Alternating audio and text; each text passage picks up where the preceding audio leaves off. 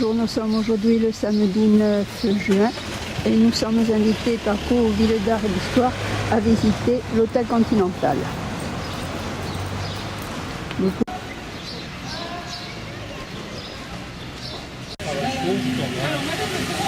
Madame Nativité. Nous allons observer l'architecture. Il a été entièrement travaillé. Et à Pau, vous allez voir d'autres édifices de ce type.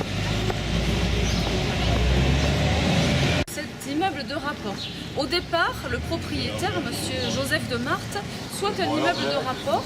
Et finalement, ça va monsieur Touillard. Voilà, on en reparlera. Donc monsieur Joseph Lareguin fait cet immeuble en 1910. On a des balcons filants, pas trop l'écraser par rapport à ces... On a une partie arrondie. Arrondie avec alors soit des grandes lucarnes, soit des petits clochetons. Donc c'est pas notre cassé. C'est vrai, c'est ça.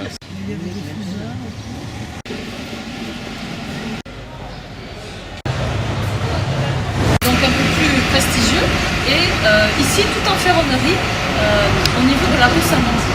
Moi je trouve que c'est un édifice qui vraiment méritait une restauration. Elle a été faite, c'est fabuleux. Alors bien sûr, quand on fait des restaurations, qu'on est dans le secteur sauvegardé, la ville participe. Elle subventionne les édifices, les propriétages. Elle est assez simple, mais elle est quand même arrondie.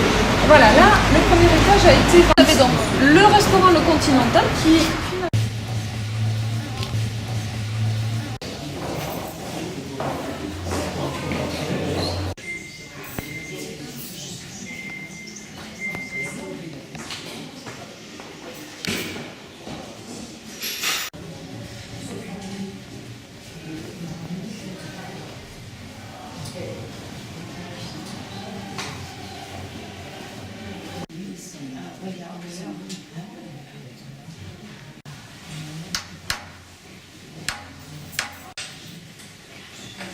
Intéressant, c'est qu'il montre les différents lieux de vie, lieux de spectacle. C'est vrai que au fur et à mesure, il a quand même bougé dans ses, on va dire, dans ses grandes lignes spacieuses. Alors, le premier, il est né d'une sœur morganatique du roi des Belges. Léopold II, roi de Belgique, a une sœur qui est mariée avec un monsieur qui est homme d'affaires. Donc, comme cette femme n'est pas mariée avec quelqu'un de son rang, on dit qu'elle est morganatique. Donc, cette femme va rencontrer le futur empereur d'Autriche, François-Joseph d'Habsbourg, et ils auront une liaison. Et malheureusement, elle va tomber enceinte, donc il faut cacher cet enfant. Et elle fait 9 jours de calèche, elle vient ici à Pau pour accoucher. Elle s'appelle Nathalie de Vautelet, sa maman. Et bien sûr, donc, elle va accoucher, elle va donner une somme très importante au médecin, 50 000 francs pour l'époque, c'est beaucoup. Et elle va demander au médecin de placer l'enfant. La maman ne va pas forcément s'inquiéter. Et à ce moment-là, sa maman se rend compte qu'elle a eu un enfant ici, qu'elle l'a totalement oublié, donc elle essaye de le retrouver. Et donc ce petit garçon, qui va être élevé dans une famille à Espéchède, famille de tailleurs, lui, il travaille dans une pharmacie, la pharmacie Cazot, qui n'est pas très loin du cours Bosquet. Et donc, il va faire construire une fabuleuse maison là-bas. Ça a été le bienfaiteur de ce petit village béarnais. Et donc, à 44 ans, il se retrouve à la tête d'une fortune colossale. Et il va faire construire la villa Nathalie, alors qui n'existe plus, entre la route de Tarbes. Joseph de Marthe, en fait, c'est une dame de Bagnères et les chambres à l'étage. Comte de Saint-Rémy et marquis de Frémont. Carrément. Pour un petit béarnais, c'est pas mal. Bien là. Ouais. Ah oui. Lui ne va pas gérer cet hôtel. Il va laisser M. René Touillarot, qui a vu la construction de l'hôtel, mais qui était déjà assez trépidant. évident parce que il habitait rue Lespie et il voyait la construction de cet hôtel. Et en fait, ses parents l'ont envoyé chez ses grands-parents parce qu'il n'arrivait pas à travailler tellement il était concentré sur la construction de l'hôtel. Quand il va faire ses études, bon, c'est un enfant, on va dire, normal, hein, qui n'aime pas trop les études, du droit. Et elle va l'envoyer faire des stages en hôtellerie parce qu'elle a vu que ça lui plaisait. Donc il va partir faire des stages un peu partout. Et donc il va travailler au Ritz, il va travailler trop de vaisselle. Alors il va passer de commis de cuisine à jardinier. Avant, dans l'hôtel Gation, il y avait un beau jardin, le grand cuisinier. Et il va vraiment gravir les échelons de manière très rapide. Mais il a le mal du pays. Le médecin au départ lui manque, donc il va absolument revenir ici. Il va travailler au Grand Hôtel, rue aux Queen, à Madrid. Mais lui, ce qu'il aime, René, c'est la boxe. La boxe, la boxe, la boxe. Congé pour les hôteliers. Un jour de congé. Donc René va être mobilisé pour le service militaire, il va partir à Nice, ensuite il va aller à Deauville, il va repartir au Madrid à Madrid au Ritz, il va rencontrer Alphonse XIII, Édouard VIII, le prince de Galles, il va rencontrer vraiment du très beau monde. Et à 26 ans, il est à la tête du métropole à Biarritz. C'est un hôtel qui n'existe plus aujourd'hui, et l'hôtel est au bord de la faillite. Donc René se dit, j'ai vu cet hôtel construit, j'en ai rêvé, j'y vais. Alors il y va, mais M. Sartou, le propriétaire, veut lui vendre pour la modique somme de 850 000 €. René n'est pas un enfant qui a une famille extrêmement riche, donc il va falloir qu'il les trouve, ces 850 000 €. Arriver après, mais le grand restaurant, voilà, c'est ce qui va permettre d'organiser des galas. Ils ont un chef de cuisine fabuleux, donc ils font des banquets, des mariages, et finalement ça va un peu balancer avec l'hôtellerie qui n'est pas très très bonne à cause d'une part de la guerre, mais aussi à cause des étrangers qui ne viennent plus à peu. Eh bien, c'est Jean qui va prendre le relais. Et il va vraiment s'impliquer dans la gestion de cet hôtel. Alors pendant la guerre, le papa fait nourrir des enfants. Il va accueillir de nombreux juifs.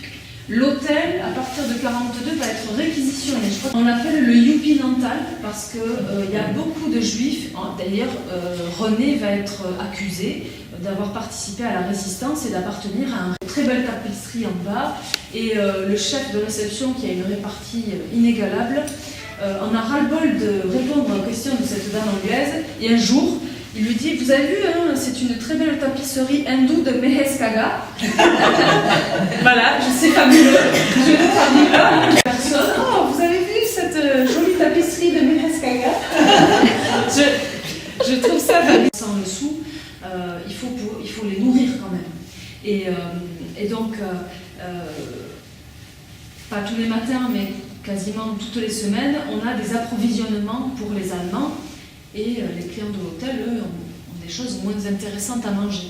Donc, le chef de cuisine, tout à fait malin, va faire une séparation entre les officiers allemands et les clients de l'hôtel. Donc, quand il prépare une omelette pour les officiers allemands, il met omelette hock et on utilise des vieux œufs d'oie. Voilà. Par exemple, quand il met lapin hock, c'est en fait du chat pour les Allemands. Et malheureusement, ce petit cinéma, parce que comme il est très doué, ce chef cuisinier, il arrive à un petit peu noyer le poisson, on va dire. Eh bien, au bout de 8 mois, on envoie un officier allemand surveiller, parce qu'on trouve quand même que le niveau de nourriture... Non, mais c'est d'un propriétaire. Il y a eu des fêtes, des fêtes de Noël, des fêtes des jeunes. J'imagine que vous avez participé à certaines des entreprises qui vont se développer. Le gaz de lac, voilà. Donc c'est vrai que voilà, Elf Aquitaine, cet hôtel va finalement passer d'une clientèle étrangère à une clientèle locale pour loger les employés ou les cadres ou les chercheurs qui viennent ici temporairement. Voilà. C'est tout un. Une des chambres. Ça, on dirait que Une chambre, un lit avec un cabinet de toilette. De façon à ce qu'elle soit plus spacieuse. Et René Touillaro a dû apporter le confort dans les chambres. Parce qu'au départ, il n'y a que 23 chambres sur les 110 qui ont la salle de bain, le téléphone. Vous aviez des cabines dans les couloirs, des cabines publiques, donc dans les couloirs. Et petit à petit, René et Jean vont amener le confort et la modernité. Ce qui est intéressant, c'est que quand on entend, alors ça a totalement disparu parce que là, François Mitterrand, Roger Hanin, qui est ici jusqu'en les années 70 aux années 2005 quand même, pour son festival de théâtre, la femme de Valéry Giscard d'Estaing, Raymond Barre, Georges Marchais, Monsieur Labarrère, qui était un habitué du Continental bien sûr, Bayrou, Monsieur Bayrou a fait ses permanences ici dans l'hôtel, et ses rendez-vous politiques. Khrouchtchev est venu aussi en 1960 avec une partie de Stern et ça fait un moment. Et alors finalement, vous avez compris que ni Joseph de Marthe, bon, qui n'a été que le constructeur, ni Paul Sartou, ni Monsieur Ferlin ne sont des hôteliers. Les deux sont la seule famille de vrais hôteliers qu'on a là, c'est la famille Touillaro, puisque lui, il est parti un peu dans, on va dire, dans les grands palaces d'Europe, et Jean aussi. Alors Jean, je vous montre, j'en ai deux. Déjà dans l'entrée, ce meuble avec les défenses. Le restaurant, le salon, le salon, c'est oui, avec ceci, avec le café, c'était rare à d'avoir, oui. la salle à manger. À Thiers, c'est bien. Nous descendons.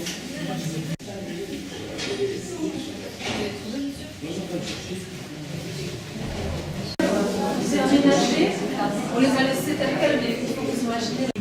Comme on a volé de la lumière, finalement, c'est très oppressant, avec une hauteur de plafond fabuleuse.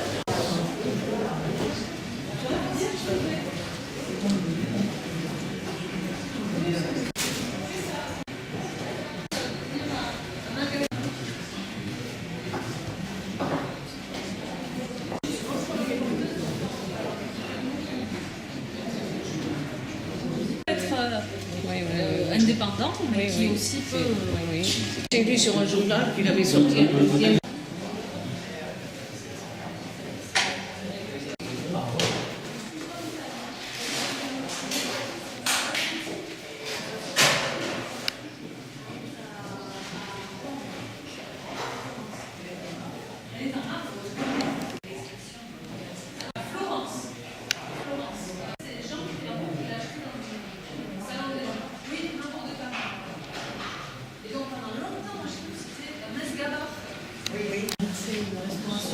On prend ça et on... En fait, c'est une bouillotte pas très portative. Les épaules qui existent avec une belle peinture. Et on a vous avez ici une armure.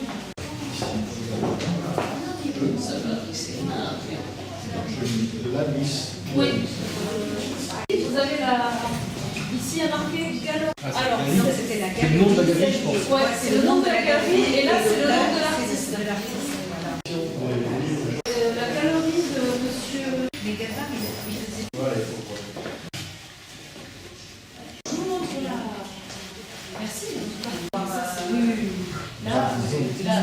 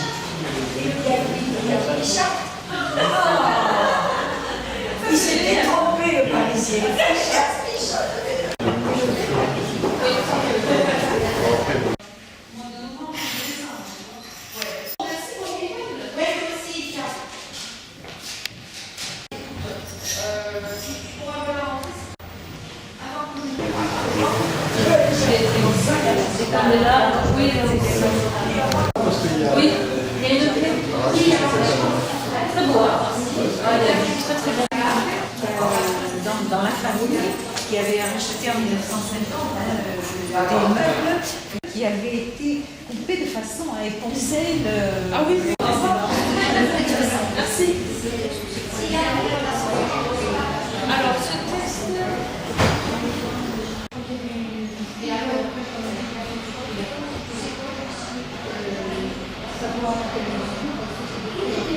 Ah oui, c'est la...